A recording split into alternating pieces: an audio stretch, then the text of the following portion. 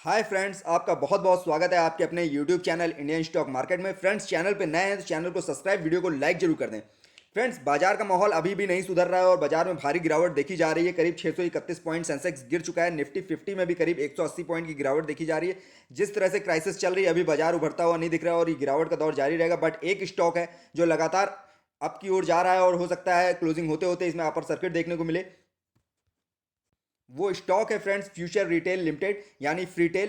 Present में जो stock run कर रहा है 51 रुपये 45 पैसे पे रन कर रहा है। 5 रुपये 65 पैसे की बढ़त अब तक ये दिखा चुका है। 12% का इसमें आपको ग्रोथ देखने को मिल रहा है। कंपनी का स्टॉक प्राइस आज ओपन हुआ है 47 रुपये पे, हाई बनाया है 51 रुपये 70 पैसे का, लो बनाया है 47 रुपये का। और जो प्रेजेंट में रन कर रहा है 51 रुपये 45 पैसे पर रन कर रहा है। काफ़ी तेजी से स्टॉक प्राइस भाग रहा है और इसमें उम्मीद है कि आपको अपर सर्किट भी देखने को मिले, क्योंकि न्यूज़ बहुत बड़ी निकल के आई है जिसका फायदा इसके स्टॉक प्राइस को मिल रहा है। वैल्यूम की बात करें तो अब तक 5,06,000 से ज़्यादा का वैल्यूम हो चुका है आज के दिन में और 2.5 लाख की डिलीवरी उठा ली गई। यानी डिलीवरी का जो परसेंटेज निकल के आ रहा है 49%। अभी 9:30 के आसपास का समय ही हो रहा है और डिलीवरी का परसेंटेज 49.5% के आसपास जो निकल के आ रहा है बहुत ही बेहतरीन है। और हो सकता है क्लोजिंग होते होते आपको ये अपर सर्किट के दौर में दिखे, क्योंकि न्यूज़ बहुत बड़ी है जिसका फायदा इसके स्टॉक प्राइस को मिल रहा है।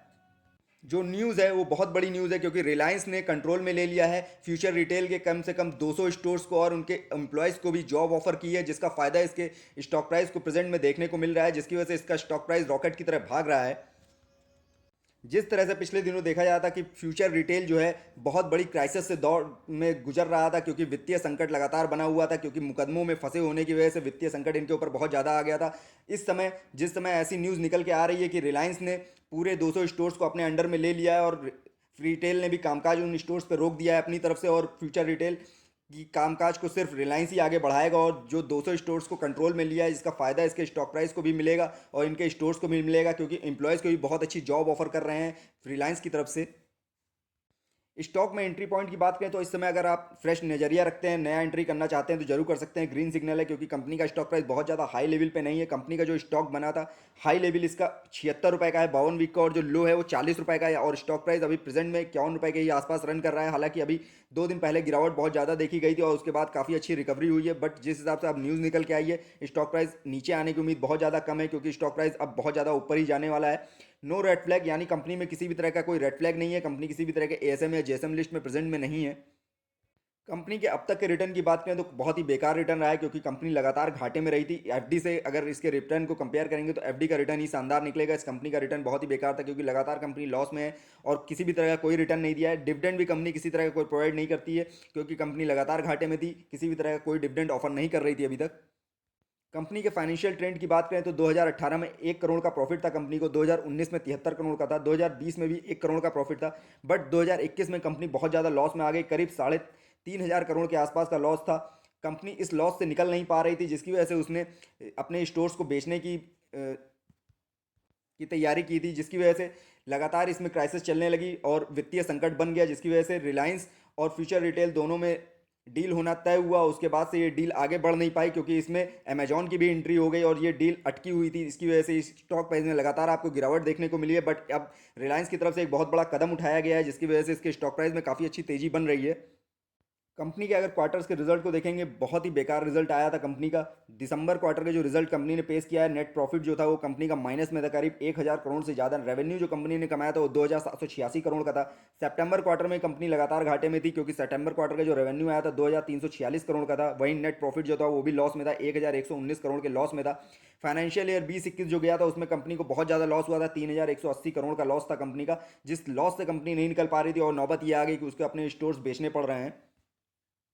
कंपनी के अगर अब तक के रिटर्न्स की बात करें तो कंपनी ने निगेटिव में ही रिटर्न दिया है। 1 महीने में 6% स्टॉक टूटा है, 3 महीने में 12%, 1 साल में 35%, 30 साल में 89%, वहीं 5 साल की बात करें 80% से ज़्यादा ये स्टॉक टूट गया है। तो इस लेवल पे आपको एंट्री करने का बहुत अच्छा मौका है, क्योंकि जब स्टॉक इतने ज़्यादा लो लेवल पे मिल रहा हो और इतनी अच्छी न्यूज़ निकल के आ रही हो जिसका फायदा आने वाले समय में स्टॉक को मिलने वाला है, तो आपको इस समय फ्रेश एंट्री जरूर करनी चाहिए, क्योंकि शॉर्ट टर्म में ही आपको काफ़ी अच्छा रिटर्न मिलता हुआ दिख सकता है।